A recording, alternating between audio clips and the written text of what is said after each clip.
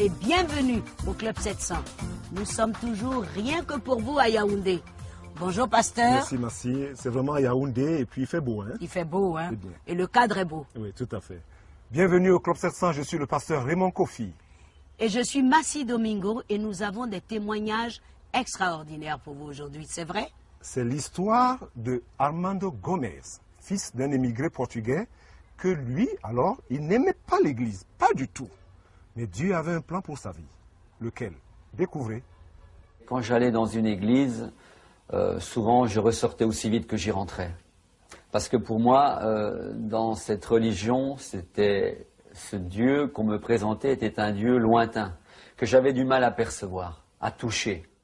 Fils d'immigrés portugais, Armando grandit en France, dans la petite ville de Pontarlier, où il fit une rencontre qui allait changer sa vie à jamais. Et je me rappelle qu'une fois, quand je me baladais dans cette ville de Pontarlier, quand j'avais 14-15 ans, je voyais une jeune fille dans la rue qui me plaisait beaucoup. N'ayant pas le courage de lui parler, Armando perdit cette jeune fille de vue. Les années passèrent, et voilà qu'un beau jour...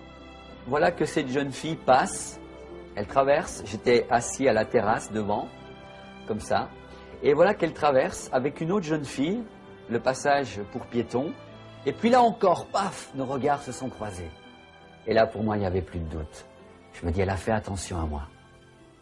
Et il y avait quelque chose qui brûlait dans mon cœur. Mais ouais, on ne se parlait pas. Armando ne savait pas que cette jeune fille avait demandé où elle pouvait le retrouver. On lui apprit qu'il travaillait comme disc jockey dans une boîte de nuit, où il venait tout juste d'y remplacer son frère. Et le patron, comme il me connaissait, il m'a dit, écoute, ton frère va s'en aller, est-ce que tu veux pas le remplacer? Et puis moi, je venais tout juste de sortir de l'école.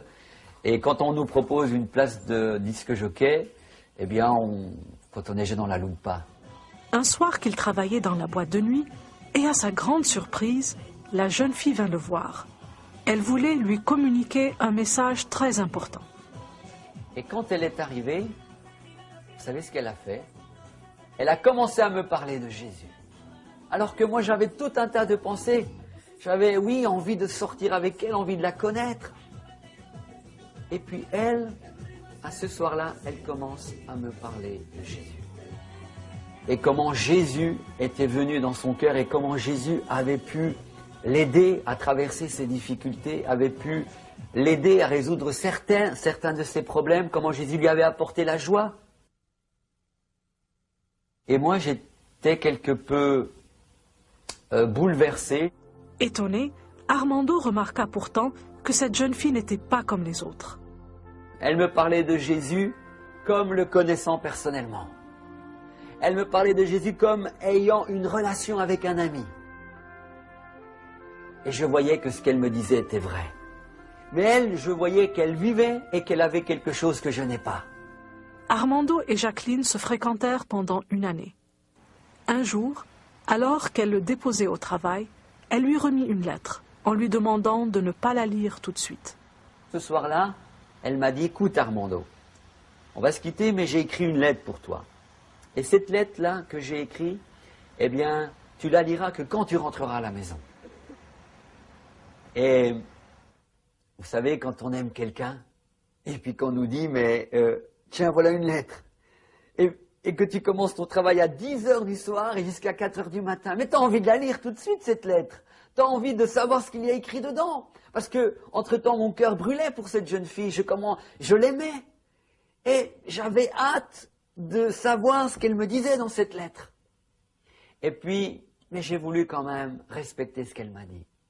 Ce soir-là, en rentrant chez lui, Armando ouvrit la lettre. Le contenu le toucha profondément. Et je me suis mis dans mon lit et j'ai commencé à ouvrir cette lettre. Et dès les premiers mots que j'ai commencé à lire, tout de suite les larmes ont commencé à couler de mes yeux. Et dans cette lettre, elle me disait tellement de belles choses, c'était comme si le Seigneur s'adressait directement à moi. Et au moment où j'ai commencé à lire la lettre, ces larmes coulaient. Et en même temps, je commençais à sentir la présence de Jésus me toucher. J'ai commencé à prier. Et ce Jésus dont elle m'avait parlé pendant tellement de mois était venu aussi me rencontrer là. Aujourd'hui, Armando vit pour témoigner de ce que le Seigneur a fait dans sa vie. Chanteur et prédicateur, Armando passe son temps à prêcher l'Évangile. Et la jeune fille qu'il avait rencontrée il y a plus de 25 ans, eh bien... Bien des années après, cette jeune fille que j'aimais, Jésus l'a mise sur ma route. Et c'est elle qui m'a témoigné de lui. Elle a été l'instrument de Dieu pour me témoigner de lui. Et non seulement elle m'a témoigné de lui, mais vous savez, on s'est fréquenté à peu près 1 an de temps. Et le 31 juillet 1982, elle est devenue mon épouse. Armando remercie le Seigneur pour toutes ses bénédictions. Il comprend que sans lui, le chemin de la vie serait dépourvu de paix et de bonheur. Il est celui qui apporte la délivrance et la joie dans un cœur. Simplement. Parce que Jésus, il n'y a rien au-dessus. On peut connaître beaucoup de choses, et je le dis souvent à mes enfants. Vous pourrez connaître beaucoup de choses, mais il n'y a rien au-dessus de Jésus. Parce que lui peut guérir, seul lui peut guérir les cœurs brisés. Ah, j'ai aimé comment le Seigneur a attrapé Armando. Je l'ai dit, Dieu a toujours un plan. Oui. Alors, il fuit l'église, il fuit Dieu, il va dans une boîte de nuit où là, il est sûr de ne pas entendre parler de lui. Il a dit, jockey là, une superbe fille. C'est un peu mon histoire. Hein? Ah bon? C'est un peu l'histoire du pasteur. Il ne faut pas parler fort. Ah oui, je parle pas fort, mais c'est un peu son histoire. Alors la jeune fille va dire à Armando, Jésus t'aime. Imaginez une belle fille vous dire, Jésus vous aime. Dans une boîte de nuit, Massi. Dans une boîte de nuit. C'est Dieu formidable. l'avait envoyé spécialement pour dire ceci à Armando. Dieu t'aime.